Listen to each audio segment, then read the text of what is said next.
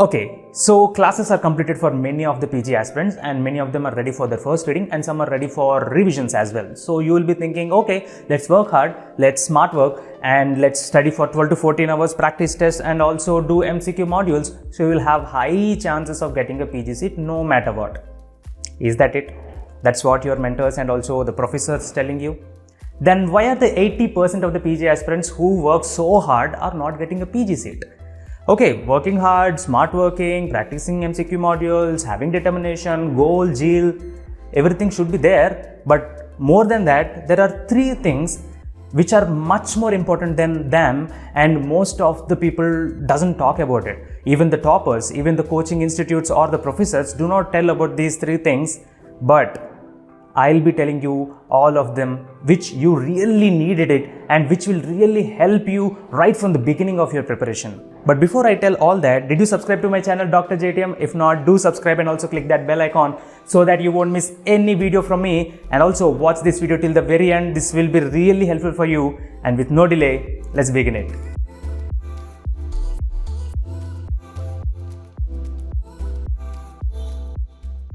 Hey guys, this is Dr. JTMD, General Medicine and a part-time YouTuber, and I welcome you to my channel Dr. JTM. So many of you have started your revisions and also first reading. I think this is the right time for you to utilize my NEET PG PDF notes, which is crisp and conceptual, that will really make a fundamental basis and help you improve in memorizing the topics. So the link to those PDFs are given below in the description. Go get it. So many PG aspirants will have one very common question that, sir, I have been studying 10 plus hours daily, but I am literally not doing good in the tests. And some people will say, sir, I have been studying all along the year, but I haven't got a PG seat. Where did they really go wrong?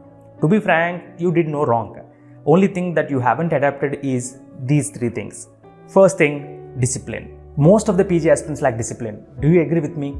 You have no choice, you have to agree with me. See, what kind of discipline that I am talking about that a PG aspirant should have. Let me explain you with an example.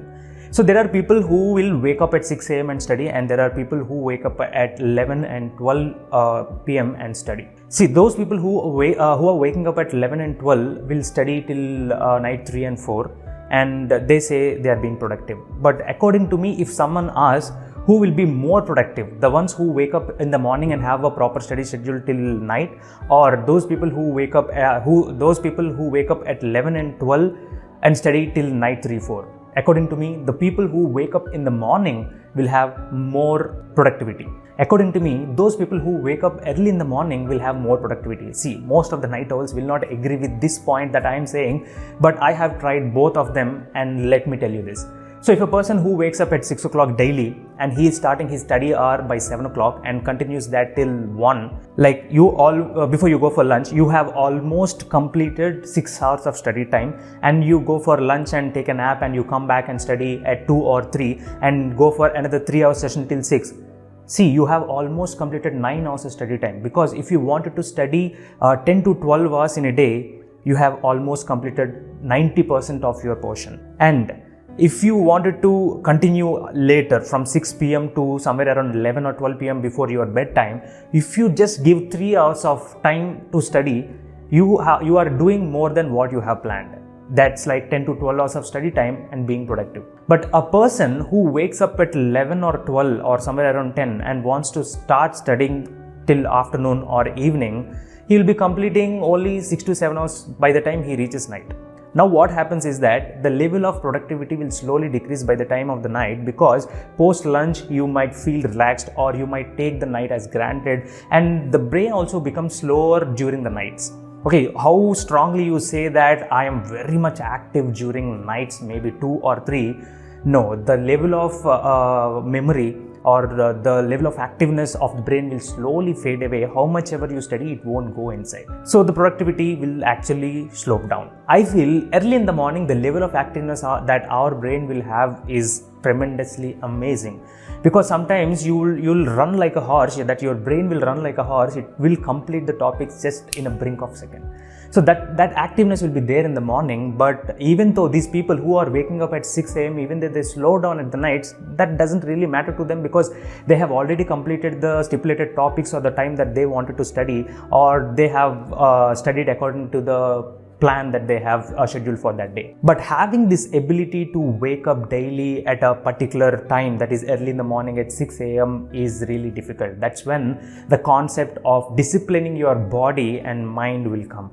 Once you have developed that discipline, trust me, the way you look into your preparation will completely change. The person who is really lazy, that means the person who wakes up at 6 a.m. one day for studying, or 10 a.m. one day at studying, or sometimes he'll wake up at 2 in the afternoon and he tries to study 10 to 12 hours a day, then definitely that's not being productive. Okay, studying for long hours is different, and studying with productivity is completely different. If you study with productivity for only just 6 hours, but daily at the same time, then definitely you have developed certain disciplinary skills for your preparation. So what I'm trying to explain is that you try to be a morning person most of the times, because the more the active your brain, the more you can complete in a syllabus, because completing all the 19 subjects is not a joke. So you have to be very active and cautious while you're studying. So that particular time of mornings being productive really needed in your preparation. Second thing, planning and organizing. According to me, many of the PG aspirants take this planning and organizing so light, which will keep them away from the competition. One thing you should know, that you should be having a proper plan, be it 30 days or 50 days or 100 days. You should plan accordingly, because you are the ones who knows better that how much time is required for you to complete the entire syllabus, how many MCQs that you need to practice, or how much tests that you need to take, because you are the one who knows more about you than anyone else. Either you are a fast reader or a slow reader, or you're an analytical thinker or logical thinker, whichever it is, you have to know more about you, so you can plan everything accordingly. And also you should be very organized, because before you sleep, you have to know what you should do the next day, when you have to wake up and start your study time, how you have to complete certain number of topics in a stipulated time, when you have to practice MCQs, when you have to take tests. So even when you have to eat and also when you have to take breaks is also to be planned, because we are not machines, right? Continuously studying or practicing MCQs. We need to relax a bit and rejuvenate. Even that should be organizedly planned, so that you'll be having a proper preparation which will be completely under your control. So according to me, those people who have good planning and organizing skills will have a top time during their preparation, and they can quickly pick up even though they have lows. And I strongly say, with no planning, there's no PG seat.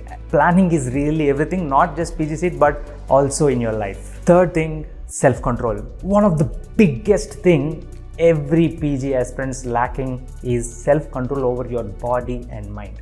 Yes, whenever you want to study for a particular duration of time, and some of your friends will come and say, hey, come on, let's go out, or your brain will start telling you, hey, just relax for this day, and if you listen to them, gone. That day will just be wasted, and you will be left with guilt at the end of the day that you haven't studied anything, and that the same thing will be carried for 2 to 3 days. Keep your mind and body always in control by staying healthy, doing exercise, and also having clean habits. Once you have that control of your mind and body, trust me, the way you prepare will completely change. The level of productivity you will be having completely changes. Always and always say no to things that will disturb your preparation, or that is distracting you from studying that day. And always say yes to things that will actually help you increase your productivity. So what I say is, the self-control you develop on daily basis will eventually give a big result at the end of your preparation. You know what butterfly effect is? The things we do, the smaller and smaller things that we do in the preparation from the beginning to the end will actually give a bigger result that you couldn't expect. So follow this thing. So these three things, the discipline, planning, and also self-control, will actually make your body and mind to sink in a particular direction, and you will be patterned to the productive preparation, and you will see the real change and also the growth. Success will only come to those people who adapt these three things properly at a right time. Not all people who work hard will get PG seat, but all people who work with discipline, planning and also self-control will have really a high chance of getting a seat or a result beyond your expectations. So that's it. You might agree or disagree with me, but all I wanted you to do this is just practice these 3 things for 1 month and see the change for yourself. If something have changed really and help you in a positive way, just ping me on my Instagram and tell me your experience. Or if these 3 things did not really help you, even then ping me on my Instagram. Let's see and sort where you have went wrong. And link to my Instagram profile is given below in the description. Go get it. And if you love this video, don't forget to like, share and subscribe to my channel Dr. JTM, and also comment down all your doubts or how well you like this video in the comment box, and I'll be back with another great video. Until then, bye, take care.